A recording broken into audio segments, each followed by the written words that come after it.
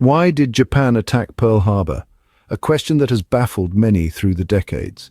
To unravel this, we must venture back to the early 20th century, when Japan was in the throes of modernization. With aspirations to build an empire, Japan's ambitions were larger than its island borders could contain. Yet this path to progress was not as smooth as silk. Japan's efforts were stymied by a crucial obstacle: the lack of domestic resources, especially oil, a vital lifeblood for any burgeoning empire. This scarcity led Japan down a path of conflict, particularly with China, and a heavy reliance on imports.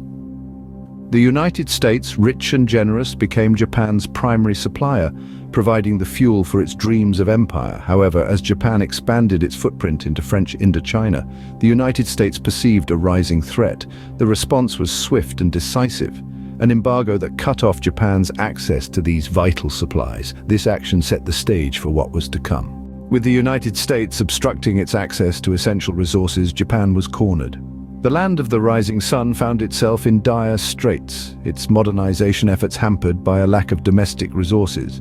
This led to conflicts with China and a reliance on imports, primarily from the United States. But as Japan expanded into French Indochina, the US retaliated with embargoes, severing the lifeline Japan so desperately clung to. As the pressure mounted, Japan was driven to consider a bold strategic move: an attack on the US Pacific Fleet at Pearl Harbor. The aim was clear: to cripple the United States' naval prowess and secure a free hand in acquiring the resources it needed to fuel its ambitions. It was a high-stakes gamble, a roll of the dice that Japan hoped would tip the scales in its favor. This was not a decision taken lightly. It was a decision born out of necessity, out of desperation, but the die had been cast and there was no turning back. The plan was set, the wheels were in motion.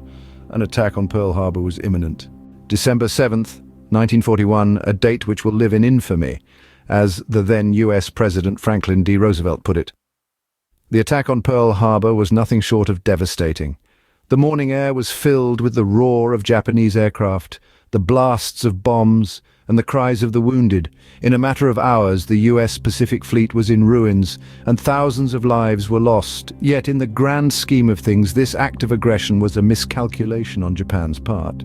The attack, intended to neutralize the US Pacific Fleet and secure the resources Japan desperately needed, had the opposite effect. Rather than intimidating the United States into submission or negotiation, it stirred a sleeping giant. The United States, previously hesitant to enter the global conflict, declared war on Japan, marking its entry into World War II. This decision was a turning point in the war, adding significant weight to the Allied forces.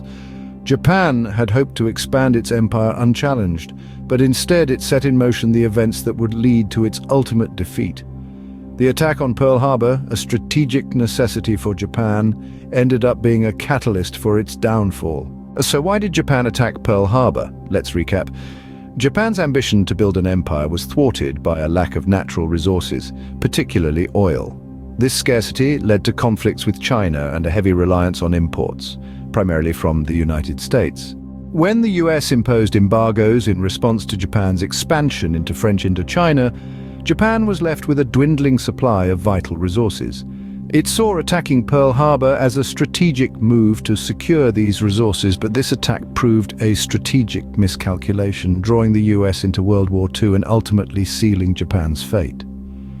With this, we conclude our exploration of why Japan attacked Pearl Harbor. If you find this video enlightening, do share it, like it, comment your thoughts, and don't forget to subscribe for more intriguing historical narratives.